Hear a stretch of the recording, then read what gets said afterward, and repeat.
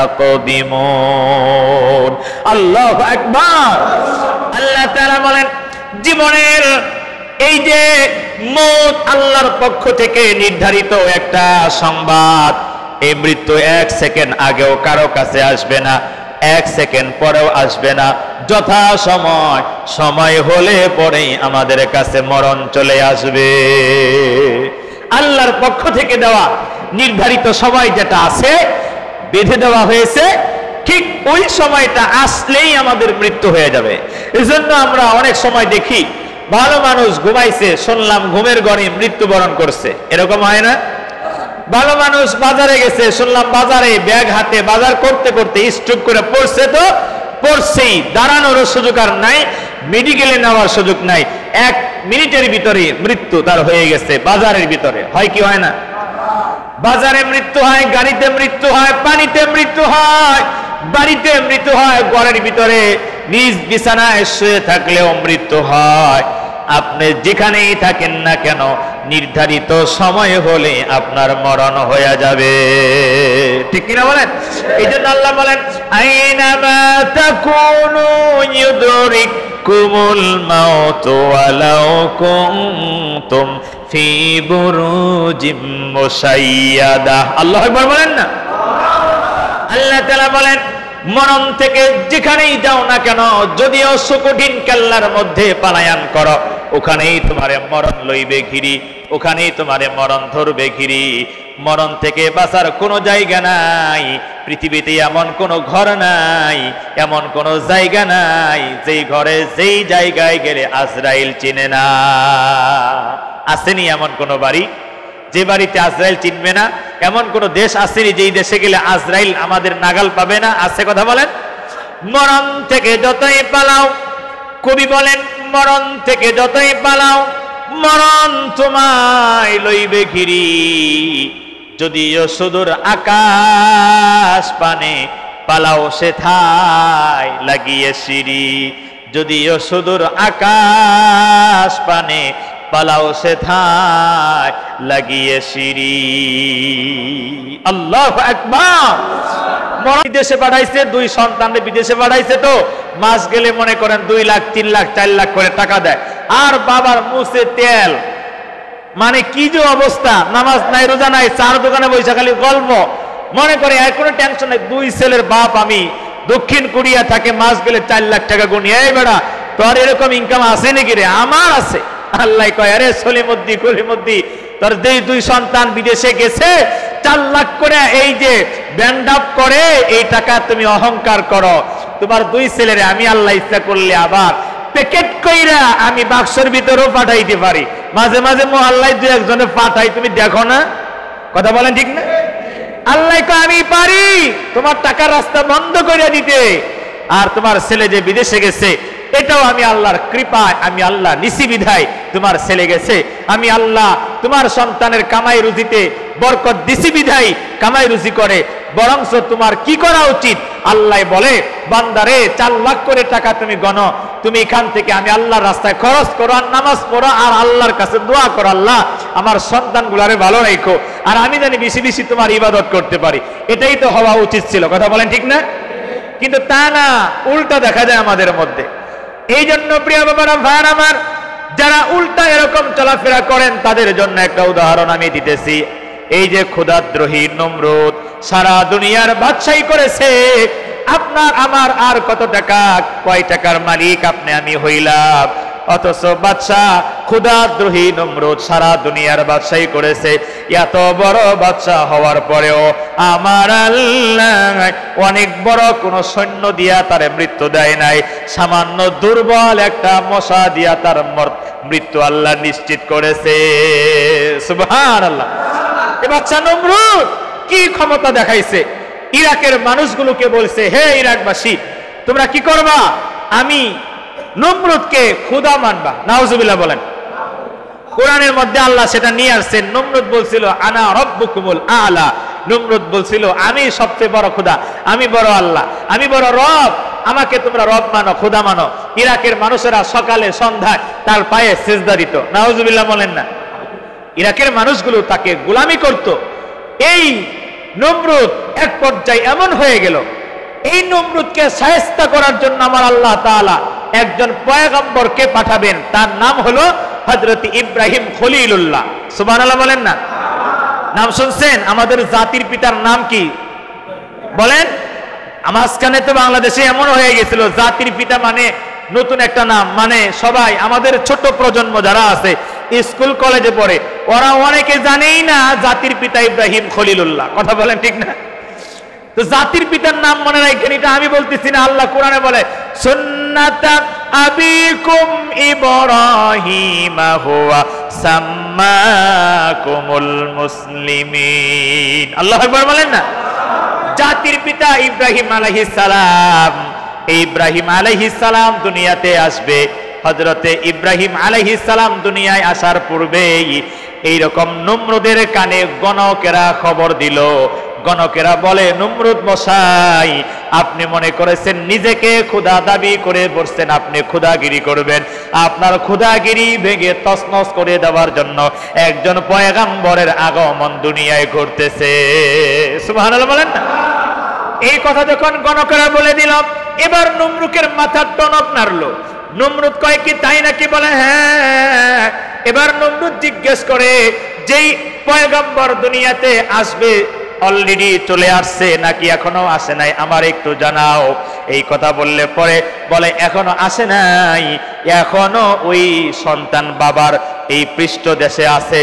সন্তান জন্মের পূর্বে প্রত্যেকটা সন্তান বাবার এই ঘাড়ের নিচে যে এই যে পিঠের মধ্যে যে একটা নীল দাঁড়ার একটা হাড্ডি আছে না, এই যে এই হাড় আছে, যে এই হাড়ের ভিতরে প্রত্যেক সন্তান বাবার এই ঘাড়ের নিচে বীর্য আকারে থাকে। সুবহানাল্লাহ বলেন। তো নমরুদের কাছে গণকেরা বলল, এখনো বাবার কাছে আছে, মায়ের রেহেমে এখনো যায় নাই। নমরুদ আইন করলো কি জানেন? নমরুদ এই ইব্রাহিম খলিলুল্লাহকে দুনিয়ায় আসতে দিবে না। দেখেন তার ক্ষমতা কতদূর। চেষ্টা করলো কিভাবে, ইরাকের মানুষগুলোকে ডেকে বলল, খবরদার, আজ থেকে বিশাল করে একটা প্রাচীর দিয়ে দাও। প্রাচীরের এক পাশে নারী আর এক পাশে পুরুষ, কোন স্বামী স্ত্রী একসাথে মিলন করতে পারবে না, একসাথে মিলতে পারবে না, নিষেধ করে দেওয়া হলো। বিশাল প্রাচীর দিয়া এক পাশে মহিলা আর এক পাশে পুরুষদেরকে বসবাসের সুযোগ দেওয়া হলো। এবার পাহারা দেওয়ার জন্য যত বড় বড় মন্ত্রী মিনিস্টার যত তার লোক ছিল তাদেরকে পাহারায় লাগাইয়া দিছে। কিন্তু নমরুদের খাস একজন মন্ত্রী, খাস একজন লোক ছিল, ওখানে আগুন ধরতেছে এর ভিতরে, ওই ফ্যানটা বন্ধ করে দেন। খাস একজন লোক ছিল এরকম, আজর নামের এমন একজন লোক ছিল যে তার খাস লোক ছিল। এ আজরও পাহারায় নিমজ্জিত ছিল, পাহারাদার হিসেবে এ আজরও ছিল। খুব খেয়াল করেন, অল্প সময় আমি শেষ করে দেবো, এদিকে তাকান। তো আজর এই ক্ষুধাদ্রোহী নমরুদের খাস লোক। আজর কি করলেন জানেন? আজর চিন্তা করলেন, কয়েকদিন হয় পাহারা দেই, এই যে পাহারা দিতেছি, পাহারা দিতে দিতে একটু ক্লান্তি আসছে ওনারও, নিজের বিবিও তো উনি দেখে না, অনেক দিন হয়ে গেল। চিন্তা করলো কি, নমরুদ তো ইব্রাহিমকে দুনিয়া আসতে দিবে না, ইব্রাহিম আলাইহিস সালামকে ফেরাবে, আর আল্লাহ কয় আমি দুনিয়ায় পাঠাবো। সুবহানাল্লাহ বলেন না? আল্লাহ পাঠাইলে নমরুদ ফিরাইবার কোনো কায়দা আসেনি। কথা বলেন? প্রাচীর দিয়া কি আল্লাহর পয়গম্বরকে দুনিয়ায় থেকে আসা আগমন করা ফিরাইতে পারবে? কেমনে ফিরাইতে পারে না। দেখেন নমরুদ যখন এই প্রাচীর দিছে, এবার পাহারা চলতেছে, কিছুদিন পরে আমার আল্লাহ পাহারাদারদের মধ্যে একটা ঘুম, একটা জিমনি ভাব দিছে। জোরে বলেন না সুবহানাল্লাহ। সব পাহারাদারের ভিতরে জিমনি আসছে, আর আজরের মনের ভিতরে বিবির প্রেম উতাল ফাতাল করে। জোরে বলেন সুবহানাল্লাহ। আজর চিন্তা করলাম, কয়েকদিন হয়ে গেল আমি আমার বিবিরে দেখি না, একটু যদি বিবিরে দেখতাম। এবার দেখে যে সব মানুষগুলো ঘুমায় গেছে, সবাই ঘুমের ঘরে অচেতন, পাহারাদার যারা তারাও ঘুমায় আছে। এবার আজর চিন্তা করলো, একটু মহিলা প্যান্ডেলে গিয়া দেখি আমার বিবিটারে কোথায় খুঁজে পাওয়া যায় কিনা। এবার যখন মহিলাদের মধ্যে ঢুকলো, ঢুকার পরে দেখে সব মহিলারা ঘুমায় আছে, আজরের বিবিও তার জন্য প্রেমে উতাল ফাতাল করে। সুবহানাল্লাহ বলেন। এবার আজর তার বিবির কাছে গেলাম, যাওয়ার পরে দূর থেকে যেমন বিবির জন্য একটা টান, একটা ভালোবাসা ছিল, যখন কাছে গেছে বলেন তো ভালোবাসা কমছে না বাড়ছে? ভালোবাসা বাড়ছে না? ভালোবাসা বাড়ছে, বাড়তে বাড়তে বাড়তে বাড়তে এমন একটা পর্যায়ে চলে গেছে, স্বামী আর স্ত্রী দুইজন এমন একটা বিশেষ মুহূর্তের মধ্যে চলে গেছে, যার মাধ্যমে বাবার এই পৃষ্ঠদেশ থেকে বীর্য আকারে সন্তান মায়ের রেহেমে চলে গেছে। সুবহানাল্লাহ বলেন। এরপরে আবার জায়গা মতো চলে আসছে, এবার আবার সকাল হয়েছে, কিন্তু টেরি পায় নাই কেউ কিভাবে যে এইভাবে স্বামী স্ত্রীর মাঝখান দিয়ে মিলন হয়ে গেছে, ইব্রাহিম পয়গম্বর মায়ের রেহেমে চলে গেছে। জোরে বলেন না সুবহানাল্লাহ। ঘটনা অনেক লম্বা, আমি ওদিকে যাইতেছি না। তো পারে নাই, ইব্রাহিম আলাইহিস সালাম দুনিয়ায় আসছেন, আসার পরে ইব্রাহিম আলাইহিস সালামের পিছনে লেগেই ছিল, সারা জীবন লেগেছিল। এক পর্যায়ে ইব্রাহিম আলাইহিস সালামকে ওই যে নমরুদ তার অগ্নিকুণ্ডের ভিতরে ফেললো, অগ্নিকুণ্ডের ভিতরে ফেলে দেখে 40 দিন পরে বেরোইছে, দেখে পয়গম্বর বলে যে আমি আমার জীবনে সবচেয়ে সুখে ছিলাম এই 40 দিন অগ্নিকুণ্ডের ভিতরে। জোরে বলেন না সুবহানাল্লাহ। এবার দেখলো যে কোনো দিক দিয়ে পারা যায় না, কি করা যায়? আল্লাহর সাথে যুদ্ধ করবো। এখন ইব্রাহিম বাদ অর্থাৎ পয়গম্বর বাদ আল্লাহর সাথে সরাসরি যুদ্ধ করবে। তো আল্লাহর সাথে যুদ্ধ করবে, ঘটনা আসছে কিতাবে এমন। আল্লাহর সাথে যুদ্ধ করার জন্য একটা টাইম ফিক্সড করা হলো, ডেট ফিক্সড করা হলো। ময়দানে ইব্রাহিম এই নমরুদ ক্ষুধাদ্রোহী অনেক সৈন্য নিয়ে রেডি, আল্লাহর সাথে যুদ্ধ করবে। নাউজুবিল্লাহ বলেন না। আবার আল্লাহ কয়, আরে গুলাম বুঝো নাই, আমি তোমার এই ক্ষমতা দিয়ে একটু টেস্ট করলাম, দেখি তুমি ভালো হও কিনা। আল্লাহ কয়, আমি অত বড় সৈন্য পাঠাবো না, কিছু মশা পাঠাইছে। আল্লাহ কি পাঠাইছে? মশা পাঠাইছে। কিছু মশা আসছে। মশা আসার পরে যখন মশা আসছে, মশাগুলো এসে এরকম করে ওই সৈন্যদের সাথে মানে যুদ্ধ করতেছে। মশার কামড়ের কারণে, মশার আক্রমণের কারণে এইভাবে ময়দান খালি হয়ে গেল। আস্তে আস্তে সবাই যার যার মতো জীবন নিয়ে পালাইবার চেষ্টা করলো। এবার দেখে মশার আক্রমণে থাকা যায় না। সবচেয়ে বড় দুশ্মন যেটা ক্ষুধাদ্রোহী নমরুদ, তিনিও মনে করলো আমি তো পালাইতে না পারলে আমার জীবনটারও বুঝে আজকে বাঁচাইতে পারবো না।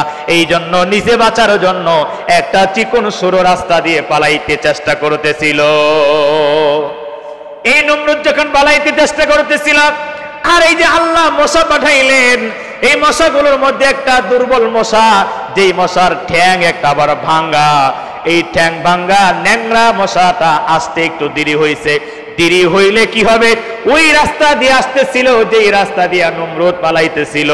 এবার এই ন্যাংরা মশা ডাক দিয়া কয়, আল্লাহ আমি তো আসতে দেরি করে ফেলেছি, সময় মতো আসতে পারি নাই, তবে আল্লাহ আপনার কাছে অনুমতি চাই, যেটা সবচেয়ে বড় সৈন্য, সবচেয়ে বড় আপনার ক্ষুধাদ্রোহী বান্দা, আপনার নাফরমান সবচেয়ে বড় বান্দা যেটা, ওইটা দেখি এই রাস্তা দিয়ে পালাইতেছে। আল্লাহ আমারে যদি হুকুম দেন তাহলে বড়টার সাথেই আমি একটু লাগি। সুবহানাল্লাহ। আল্লাহ বড়টা, এই যেটা সবচেয়ে বড় নাফরমান, সে যাইতেছে, একটু হুকুম দেন, অনুমতি দেন, আমি আপনার এই নাফরমান গোলামের সাথে আমি একটু লাগি। আল্লাহ হুকুম দিলেন। ঘটনা অনেক লম্বা বাজান। এই মশা কি করছে? নাক দিয়া ঢুইকা নমরুদের মস্তকের ভিতরে ঢুকছে, একের মাথার ভিতরে ঢুইকা খালি একটা কামড় দিছে, এর 12টা বাজে গেছে। মশার কামড় মজা লাগে, কথা বলেন। আর সেটা যদি নাক দিয়া ঢুইকা মস্তকের মধ্যে হয়, কি অবস্থা? এই তো তার মৃত্যু যন্ত্রণা শুরু হয়ে গেল।